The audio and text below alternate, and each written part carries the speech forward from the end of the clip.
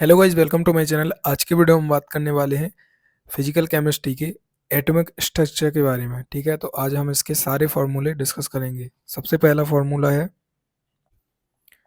ये है जिसमें, ये है जिससे। सबसे पहला फार्मूला है 10⁻7 Z square 1/n1 square minus 1/n2 square. n1 क्या है? जिसमें जाएगा इलेक्ट्रॉन। n2 क्या है? जिससे जाएगा इलेक्ट्रॉन।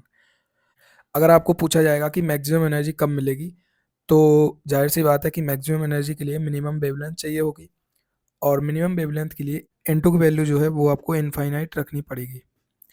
अब अगर बात करते हैं मिनिमम एनर्जी की, तो मिनिमम एनर्जी में आपको n2 की वैल्यू n1+1 रखनी पड़ेगी। ठीक, अब हम बात करते हैं maximum number of spectral line. कोई इलेक्ट्रॉन अगर एक पर्टिकुलर लाइन से नीचे या ऊपर जा रहा है, तो वो कितने maximum number of spectral line उसमें बनेगी।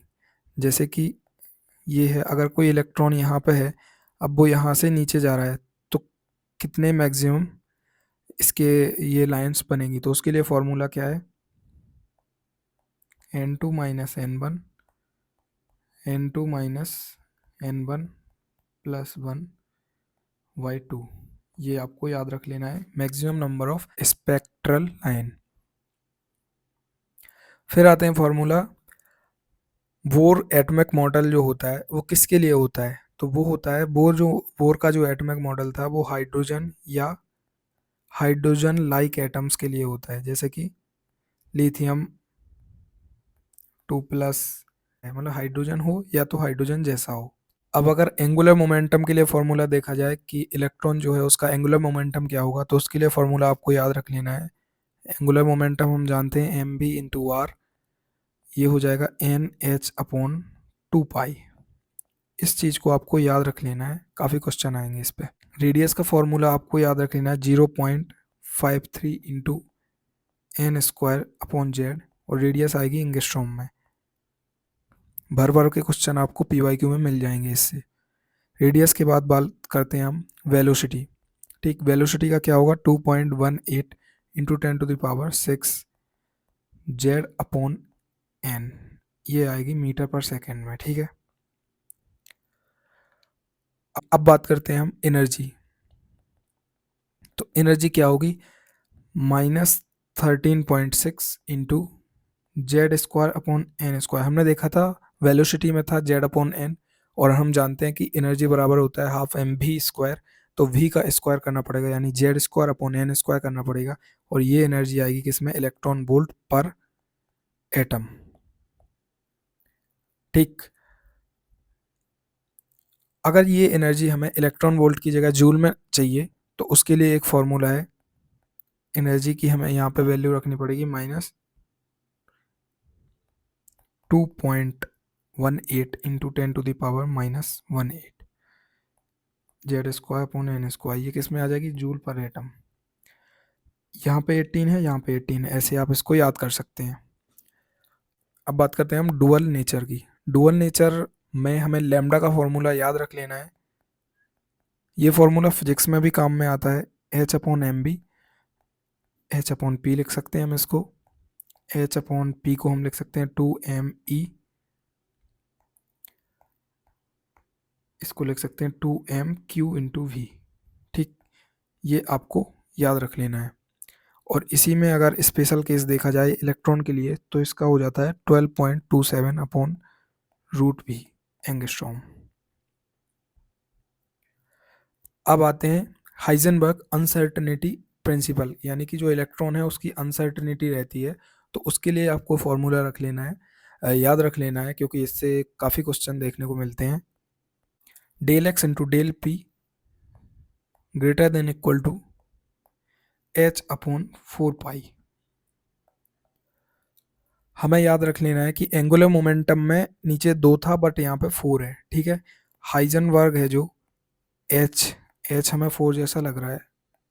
ठीक, तो इसमें आएगा 4, ऐसे हमें इसको याद रख लेना है। अब नंबर ऑफ टोटल ऑर्बिटल्स कोई सेल में कितने होंगे, उसके लिए एक सीधा फॉर्मूला है।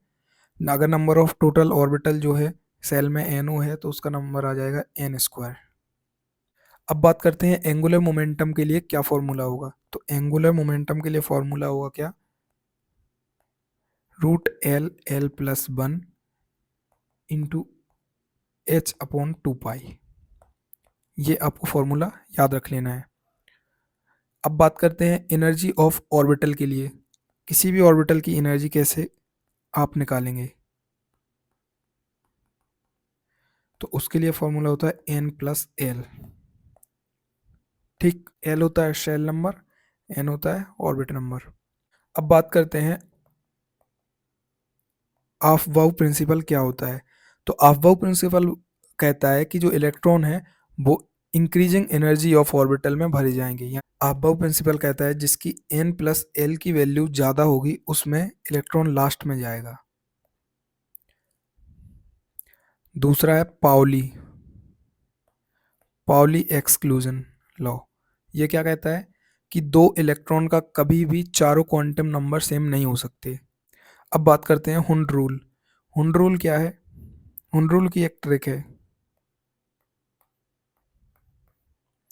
पहले हमको अन अन यानी एक एक दो, बाद में बचे तो डबलिंग कर दो। यानी पहले हमें भरना है क्या, एक एक एक, फिर हमें डबलिंग करना है। पहले हमको अन अन दो, बाद में बचे तो डबलिंग कर दो। अब बात करते हैं काइनेटिक एनर्जी, पोटेंशियल एनर्जी और टोटल एनर्जी के बीच रिलेशन क्या होता है। तो भाई पोटेंशियल एनर्जी होती है वो होती है माइनस ऑफ दुगनी काइनेटिक एनर्जी की। ठीक, और जो काइनेटिक एनर्जी है वो होती है माइनस ऑफ टोटल एनर्जी। ठीक, और जो पोटेंशियल एनर्जी है वो होती है दुगनी काइनेटिक एनर्जी की। ये तीन फार्मूले आपको मुंह जुबानी याद होनी चाहिए। फिर आता है एक फार्मूला 1/λ वेव नंबर का, r/z² 1/n1² माइनस 1/n2²। ये जो हमने सबसे पहले डिस्कस कर लिया था। अब आता है एक रेडियल नोड्स का नंबर, कितने रेडियल नोड होंगे, तो उसका नंबर आएगा n-l-1 ठीक। टोटल नोड कितने होंगे, टोटल नोड होंगे n-1 ठीक। एंगुलर नोड कितने होंगे, l।